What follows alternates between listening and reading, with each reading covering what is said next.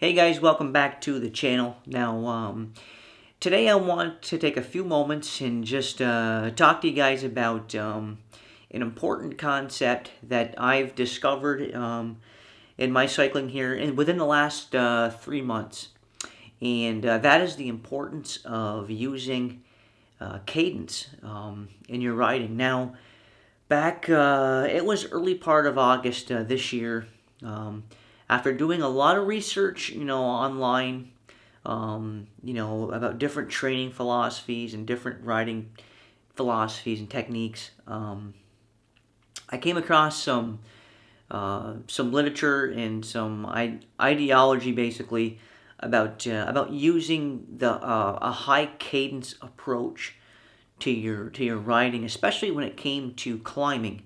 And it would take a long time to go through every little detail and nuance that this concept was talking about. But basically, the nuts and bolts of it is that what this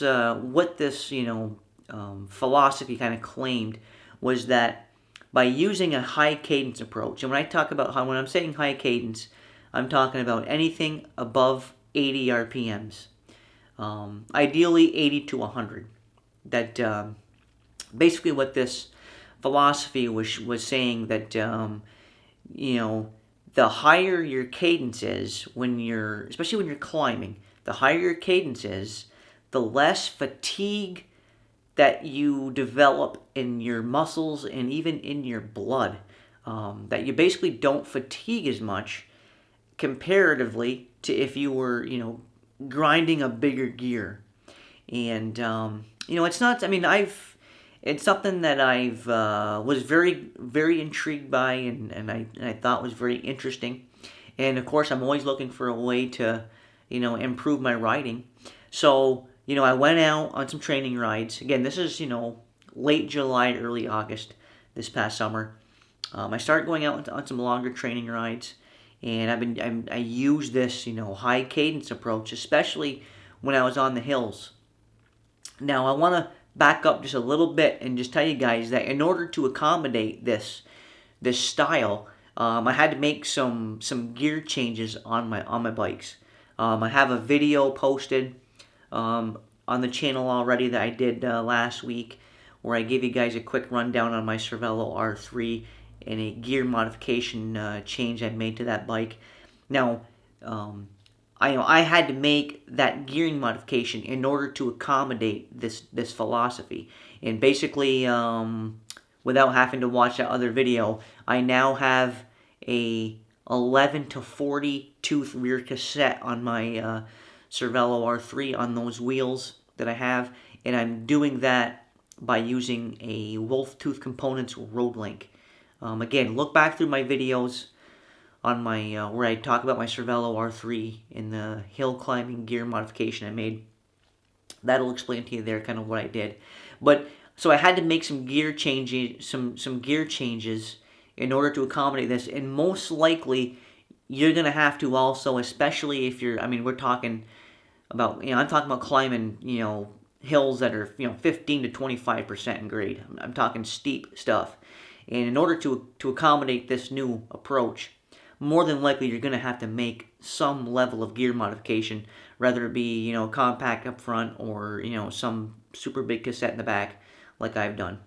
Now, but basically what this philosophy was saying is that the higher your cadence is, especially the more wattage you're putting out, you're gonna fatigue less. And I started doing this in my training, and gosh, you know what? I thought it was working, and I even did it on. I was using this approach on some of our club group rides, and I was having success with it, and I really felt that it was going to help my climbing. And I had a big race targeted for the first part of September this year. I did the Green Mountain Stage Race, which is a 4-day race, and on the third day there's a very difficult 64-mile road race stage that has about 6,500 feet of climbing, and it ends on a summit finish up top, the Appalachian Gap, which is a very famous mountain climb over there in Vermont in the Green Mountains.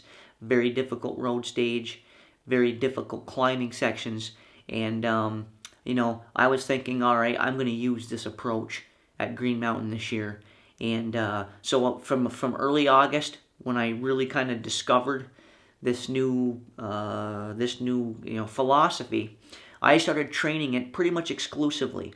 Up until that point, I had been still doing, not a lot, but once a week or twice a week, I'd go out and I would do, low cadence, big gear intervals, thinking that you had to build strength to get good in the climbs. And I pretty much abandoned that and strictly went to this high cadence, super high cadence approach. And when I first started riding this way, especially on longer 2-3 hour rides, I was noticing that my hamstring muscles and my calf muscles were, getting fatigued or getting cramped up using this approach because my body wasn't used to riding high cadence so much. But what I've been discovering here, and now here it is mid-November, I've still been riding this way, and I pretty much now am to the point where my body has adjusted to this level, to this approach, and I can pretty much ride. I pretty much ride, not every minute of every ride, but I would say 85% of my ride, if not more, nowadays. I'm riding, 95 to 110 cadence all the time. And, my legs and my body have just kind of adapted to this. And I almost kind of feel weird if I dip below 90, honestly. I can just tell. If I'm below 90 RPMs, without looking at my cadence meter, I can just tell that my leg speed have slowed down. And it just feels awkward nowadays. And so I'm always riding like 95, 110 RPM, sometimes even more, 120 RPMs, depending on the situation, depending on the terrain. But in general, I feel this new approach has significantly helped my riding. It's helped my climbing. And I'm not making this video to brag or anything, but I think it helps, substantiate that there's something to this philosophy. Is the fact that I actually won. I won that stage 3 road race at Green Mountain this year. I won the stage by 9 seconds over 2 other guys. One of the 2 guys behind me was the overall winner of the race. I finished 3rd overall, had a great road stage, and did well enough on the other stages that I was able to finish 3rd overall. But winning that stage was certainly the highlight of my season, and my biggest accomplishment yet so far on the bike. I was racing in the men's 4-5 Masters race, 33 plus Masters race, and winning that stage, it was great. And honestly, I don't know if the guys I was racing against, if they picked up on what I had for gearing or what I was using for an approach, but I was looking around during that stage, and while we were in the pack racing, and I was looking around at different guys' cassettes and gear ratios, and I didn't see anybody running anything equivalent to what I ran. At the time, I actually rode my Kestrel Talon, one of my Talons, which actually has a standard crank up front, which I'm not a big fan of, but at the time it was the bike that offered me the best gear ratio and my best ability to maintain this high cadence, because at the time I hadn't had my R3 converted over yet to this big 42 setup. So at the time, this Kestrel Talon that I had offered me my best gear selection for maintaining high cadence up that climb, and I did that race on a 53-39 standard chainring, and I had a 36 tooth rear cassette, and I used a mountain bike rear derailleur in order to accommodate the cog in the back. And from what I saw looking around at other guys' cassettes and gear ratios in the field, I didn't see anybody running anything equivalent. And I think it really showed in the final mile and a half of that race, because we pretty much hit the base of Appalachian Gap in a lead group of about 8 guys. I think there was 8 of us in the group hitting the base of the climb, and I could see that. It was a hard race, and at that point we were all fatigued, and I was fatigued. Everybody was, but I knew I had more to give, and I knew I had a few more gears left. And from what I could see in the group at that point, it looked like everybody was starting to bog down a little bit with their leg speed and their cadence, because we were getting into a pretty serious climb here. Appalachian Gap is no joke. And I said, all right, I'm just gonna put a dig in here, see if anybody can follow.